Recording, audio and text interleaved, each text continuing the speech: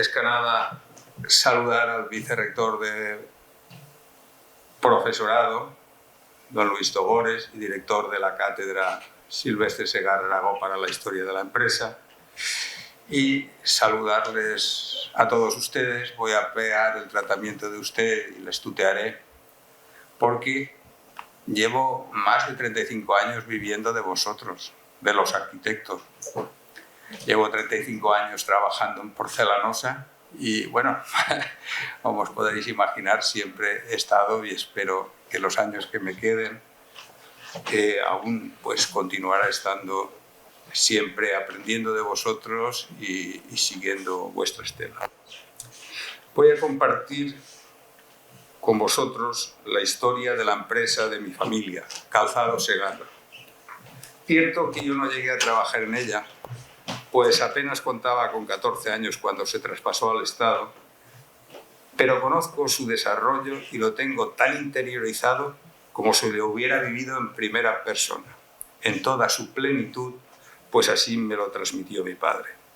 Sin embargo, está la emoción que me embarga al aunar tantos recuerdos de personas tan queridas que ya no están con nosotros, que he pensado que, aunque tengo buena memoria, me pueden traicionar los nervios, y os pido a todos permiso para seguir el guión y leerlo, pues no me atrevería a hacerlo de otra forma.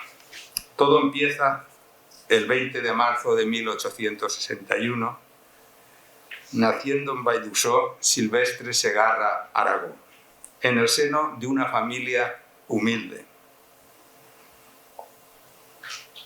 formada por 4 hermanos, 3 varones y una mujer. De su infancia se conoce poco. Transcurrió con la normalidad de cualquier niño de su pueblo en similares circunstancias. Imaginamos que mucha austeridad, privaciones y, evidentemente, trabajo desde muy tierna edad.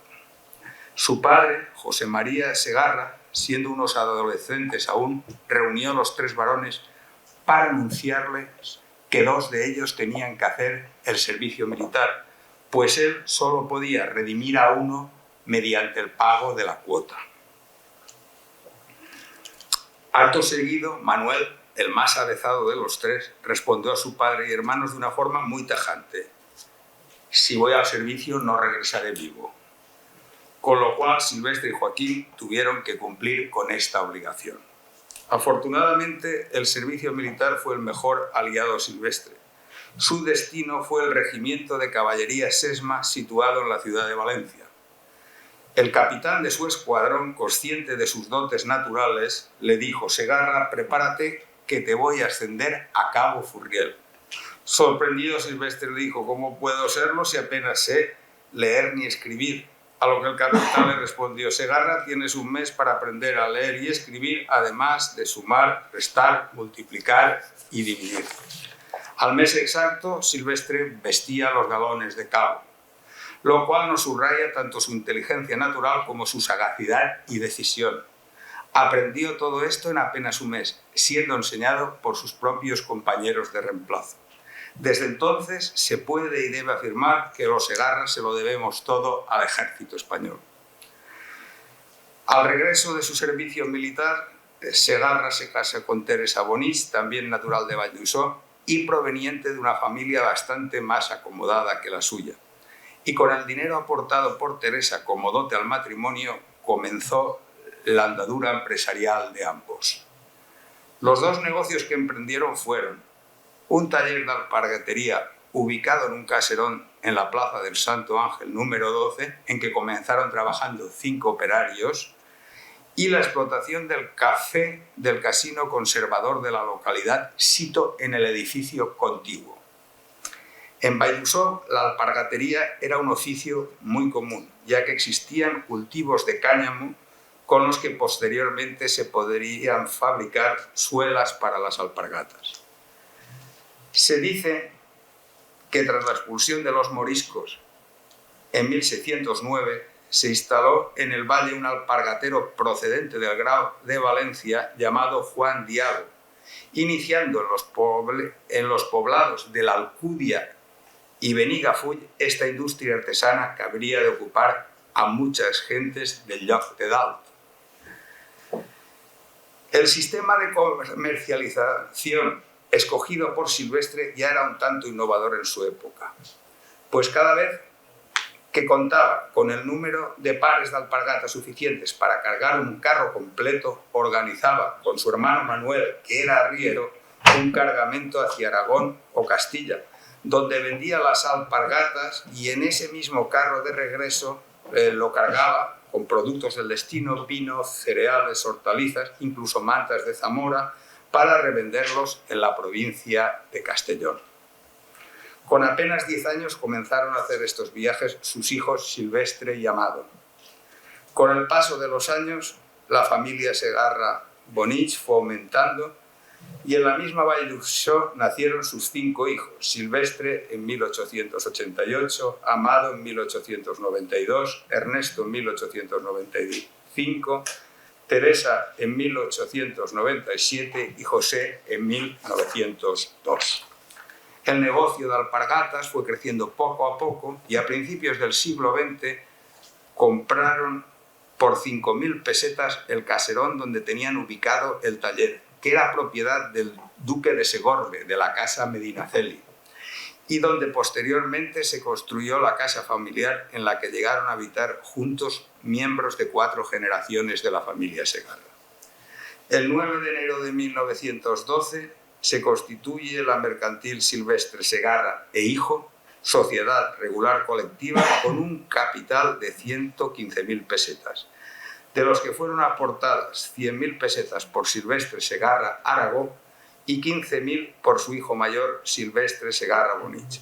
A medida que el resto de los hijos iban cumpliendo la mayoría de edad, en la época 23 años, a excepción de Silvestre, el mayor de los hermanos, que había adquirido dicha condición a los 19 años por matrimonio, iban estos incorporándose a la firma en calidad de socios. Esta misma compañía pasó a denominarse Silvestre Segarra e Hijos, Sociedad Regular Colectiva, el 18 de octubre de 1940, dotada ya entonces con un capital de 5 millones de pesetas. Finalmente, el 1 de mayo de 1952 se transformó en sociedad anónima con un capital de 20 millones de pesetas. Años más tarde, en 1972, la firma llegó a contar con un capital social de 200 millones de pesetas. En mayo de 1918, la artesanía alpargatera experimentó una profunda transformación. Se instalan las primeras máquinas destinadas a fabricar calzado playero con corte de lona de piqué, pero continuando con el piso de yute. Estas máquinas procedían de la industria norteamericana United Machinery Shoe Company. Este montaje trajo consigo la instalación del primer motor eléctrico en Vall d'Uixó. En 1918 fallece la matriarca de la familia, Teresa Bonich Salvador, víctima de la mal llamada gripe española. En octubre de 1919 se produjo el primer par con corte de piel de gamuza y piso todavía de yute. En julio de 1922 se inauguró la fábrica de calzados en el Pla, donde se llegaron a producir 3.000 pares diarios entre calzado militar y civil. Por esas fechas, la empresa consiguió la patente Goodyear Welted de maquinaria estadounidense que le permitía aumentar su producción y empezar a fabricar el calzado todo de cuero, incluida la suela. El método industrial de fabricación Goodyear Welted se compone de un doble cosido.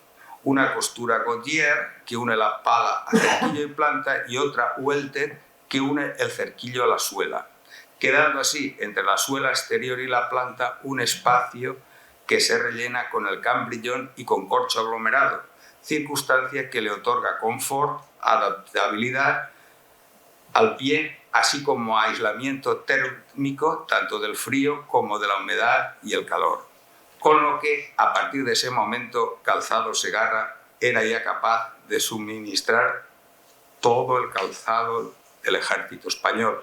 Hoy en día se siguen utilizando en la mayoría de fábricas el sistema Goodyear Welted, se ha pasado al control numérico, pero más o menos siguen siendo las mismas máquinas. En julio de 1931 se pasó a la nueva fábrica sita en la carretera de Valldussó a Sitges para albergar a más de 700 empleados y fabricar 2 millones de pares anuales, y en las instalaciones del Pla se instaló la primera fábrica de curtidos. En el seno de la familia, de puertas hacia afuera también, siempre sobresalió la figura del primogénito, Silvestre Segarra Bonich. Entre los hermanos siempre fue un primus inter pares, que comienza a llevar el negocio de sus padres a unas altas cuotas gracias a su particular don de gentes y a una excelente visión de negocio.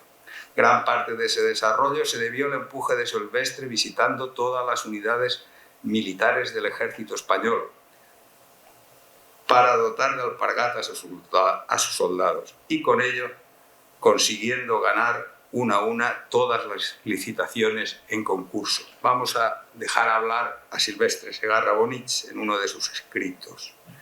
Recuerdo cuando pisé el primer cuartel para ofrecer alpargatas directamente a los cuerpos, sin conocer a nadie, sin que nadie me conociera. Apenas si escuchaban mi encendido, apasionado, esperanzado y único disco, que era el de que les serviría alpargatas garantizándoles la duración mediante un depósito de alpargatas del cual se extraería todo par que no durase el tiempo reglamentario. Es decir, si servían 500 alpargatas, dejaban otras 500 que podían ser sustituidas por el propio responsable de intendencia de ese guardelamiento para ir sustituyendo las que no llegasen al tiempo que fijaba la licitación. Un concurso en el Regimiento de Artillería de Montaña de Vitoria y otro en el Regimiento de Álava 56 en Cádiz fueron mi debut, y a ellos me presenté como concursante desconocido, lleno de seguridad porque sabía que podía servirles alpargatas infinitamente mejores a las que tenían. Y las dos primeras adjudicaciones de 2.000 y 1.000 pares respectivamente son la satisfacción mayor que experimenté en mi vida. Inmediatamente ordené a mis hermanos la fabricación de dichas alpargatas con la consigna de que tenían que fabricarse como para no romperse jamás, que tenían que coserse con cosedera muy gruesa y con un mínimo de 40 puntos. Otros concursos, nuevos triunfos continuados, alpargatas que daban excelente resultado, hasta llegar a suministrar absolutamente todas las alpargatas y alpargatas botas que consumía todo nuestro glorioso ejército. Aquí damos un salto que dice él una cosa importante. Ya en 1922, en 2 meses, convertimos en zapateros manuales a 200 chicos procedentes de otros oficios, continuando con la creación de la fábrica mecánica con propósito de fabricar 150 pares diarios para tropas, llegando a producir 3.000. Las máquinas que se habían calculado para 150 se llegaron a producir 3.000, empezando por una adjudicación para el batallón de cazadores de Madrid número 2 y otra del tercio, llegando en ocasiones a suministrar todo el calzado del ejército.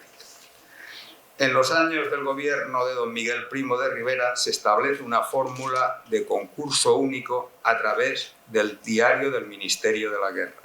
Lo que a priori se intuía como un obstáculo para Segarra se convirtió en una ventaja. Desde el momento en el que ya no se precisaba de una red completa y extensa de agentes comerciales como la que Segarra tenía en ese momento para atender a cada concurso independiente de cada acuartelamiento, se pasa a una fórmula de concurso único que la empresa acaba ganando merced a su calidad, precio y servicio, lo que a la postre la sitúa como industria monopolizadora del calzado militar en España.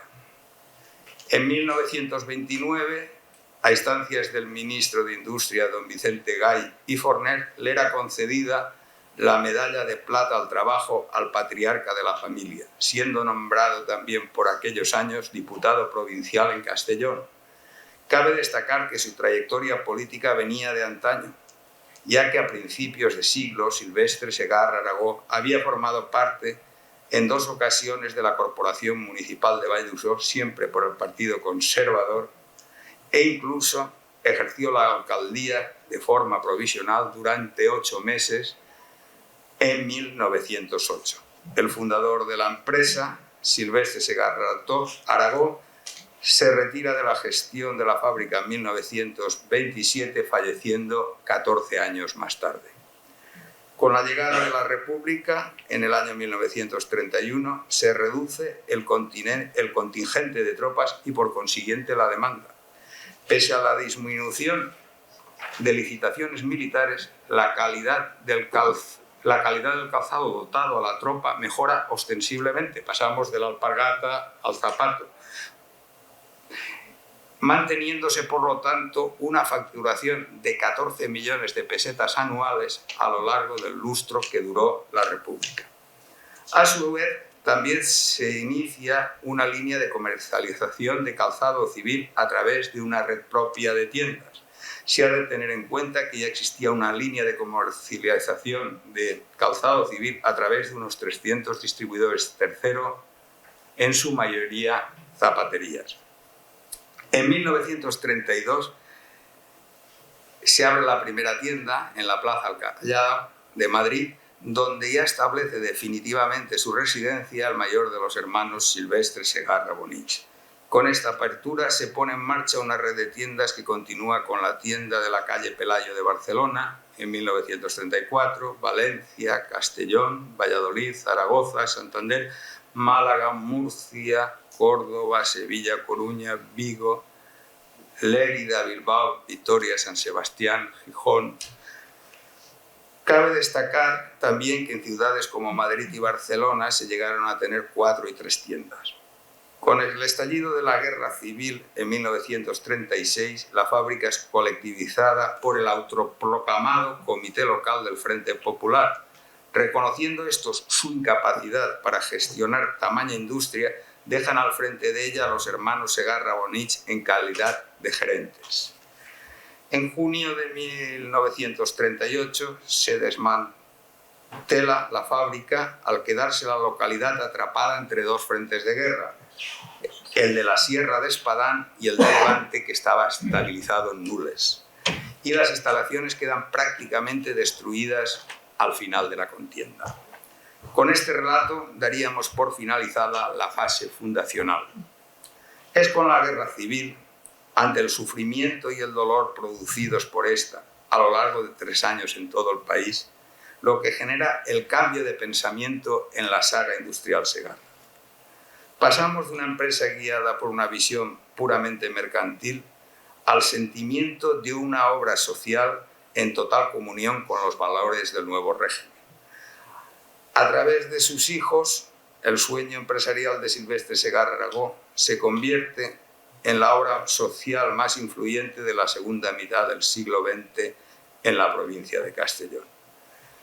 Lo que antes fueron beneficios y dividendos pasaron a ser servicios y facilidades para empleados y familiares.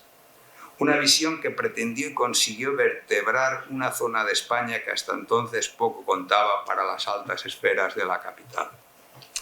Una vez finalizada la Guerra Civil, comienzan las tareas de reconstrucción de la fábrica, de las instalaciones en sí, pero también de la sociedad local, que la guerra había dejado en una situación muy precaria.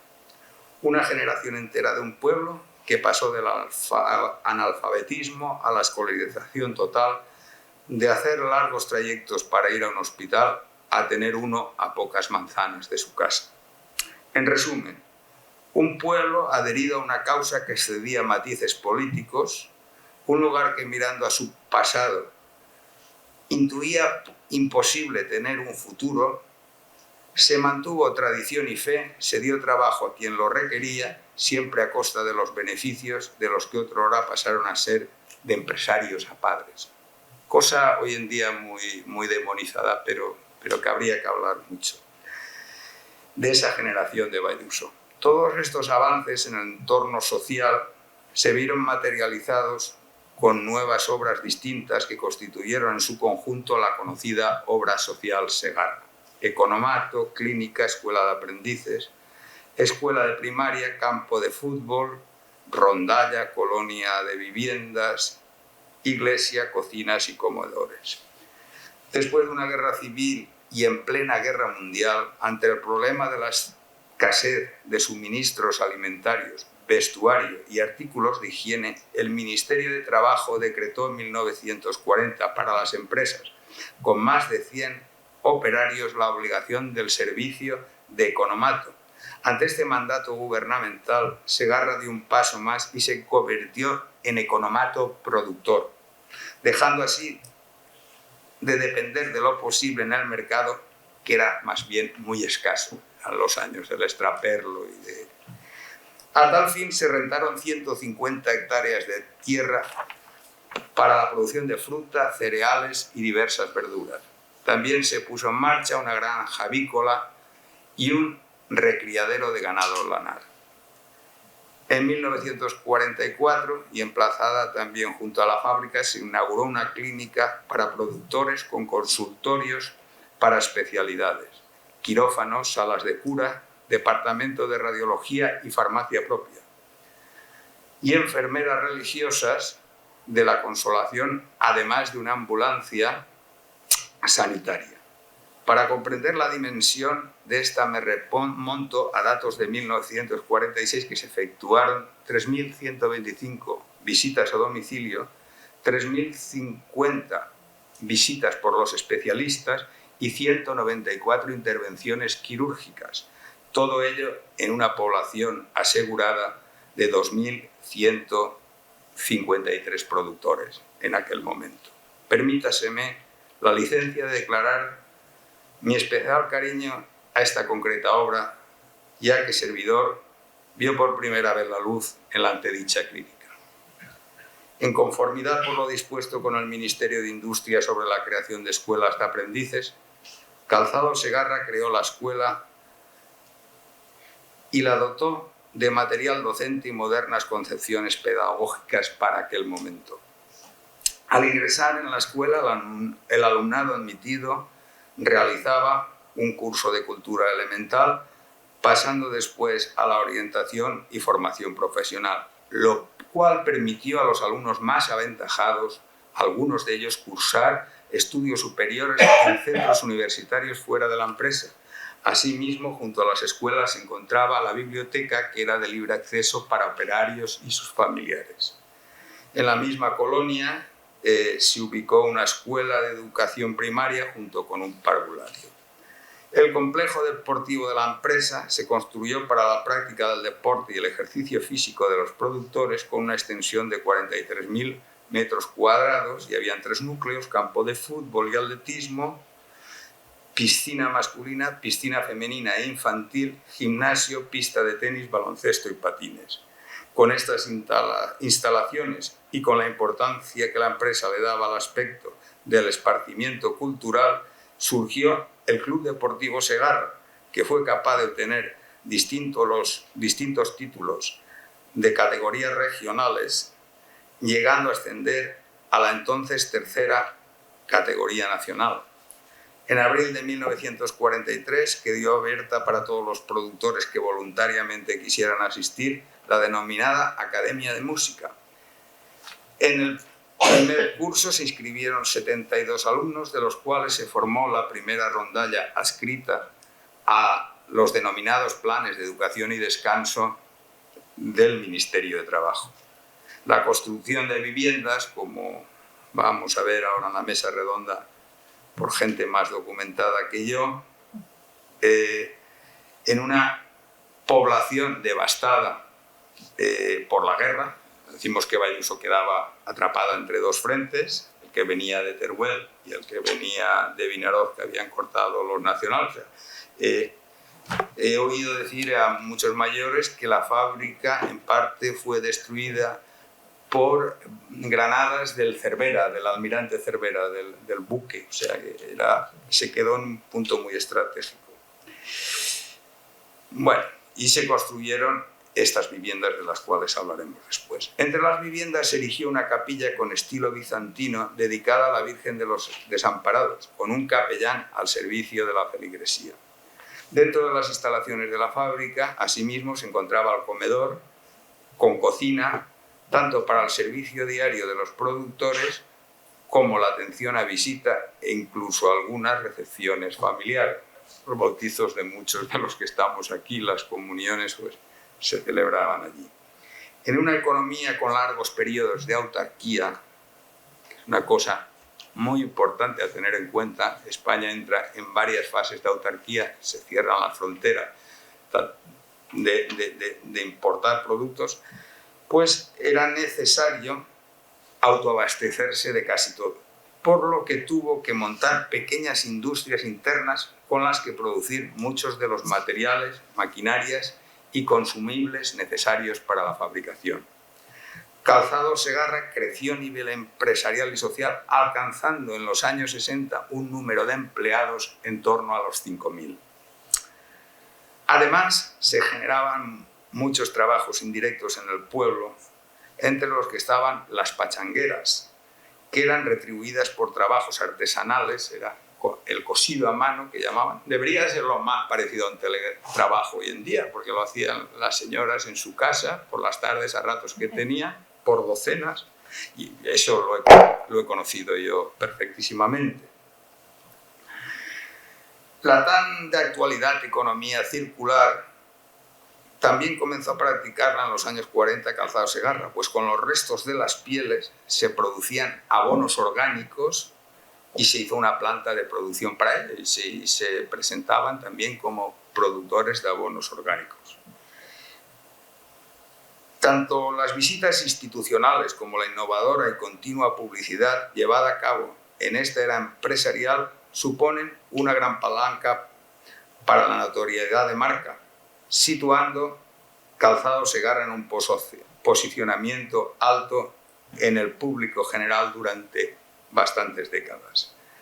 Sería para mí muy fácil, a la vez que penoso, hablar a toro pasado de su posterior ruina y cierre, pero por motivos muy obvios les dejo a ustedes que indaguen en las hemerotecas y saquen sus propias conclusiones. Simplemente les diré que la familia Segarra respondió con sus bienes al expediente de suspensión de pagos. En 1978, después de un periodo de incautación, la fábrica pasó a ser patrimonio del Estado con cierre final a principios de los 90. Segarra nace como otros tantos ejemplos de empresas de éxito con un claro objetivo mercantil, una progresión gradual marcada por la modernización de la maquinaria y un extraordinario olfato a la hora de tejer relaciones convierten a un pequeño taller de alpargatas de una pequeña localidad mediterránea en la fábrica de calzados más importante del país, con un gran legado social y cultural que enriqueció a muchas generaciones. Muchas gracias.